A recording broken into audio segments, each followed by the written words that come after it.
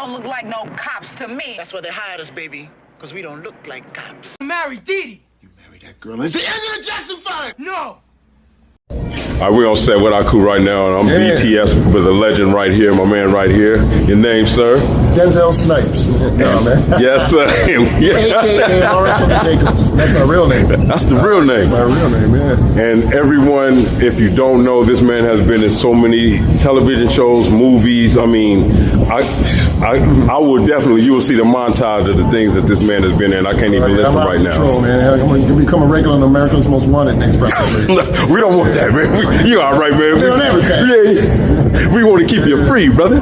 So you were saying right now, so you have a show that's currently airing right now. Right. It just started airing on All Black TV last week called Jupiter Jones.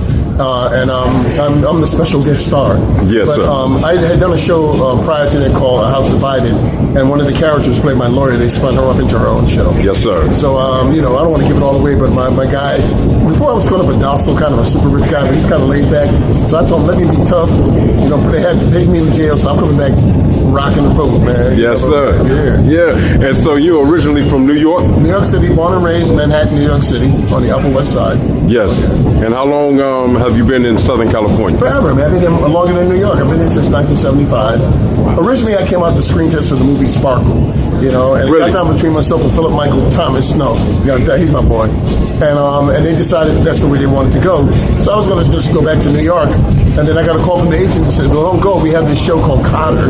Go audition for it. I thought it was a cop show, what did I know then? Mr. Kotter. Yeah, and when I went up and got it, then the rest is history. I got the show. It went on for 4 years, and been here ever since. And been there ever since. And so one of the roles that you are legendary known for is Kotter.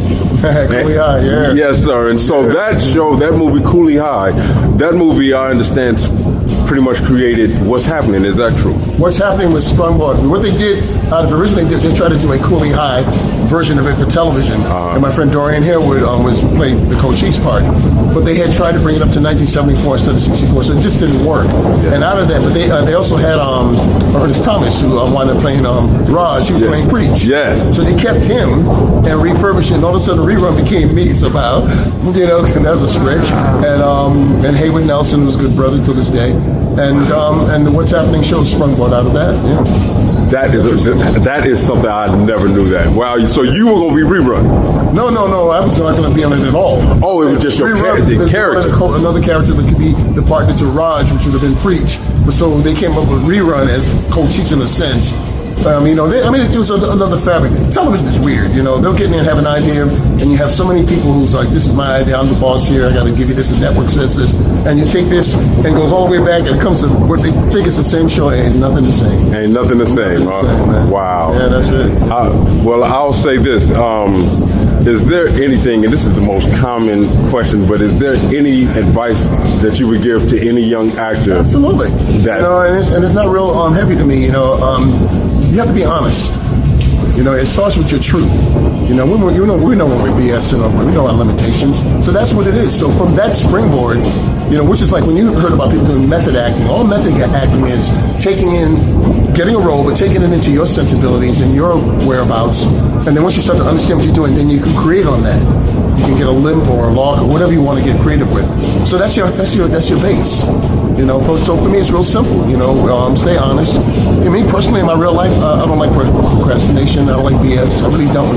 I don't like lying. Sure, you gotta lie, but I'm not a fan of it in my everyday life. But again, it goes back to just being about your truth and letting that springboard you into where you're gonna go. And if you don't get something, well, it ain't your turn, man. So learn to take that punch. And I have a friend that says you gotta always get that jab in their face, man, so you can come back to where you gotta come. That's real life. It's real life.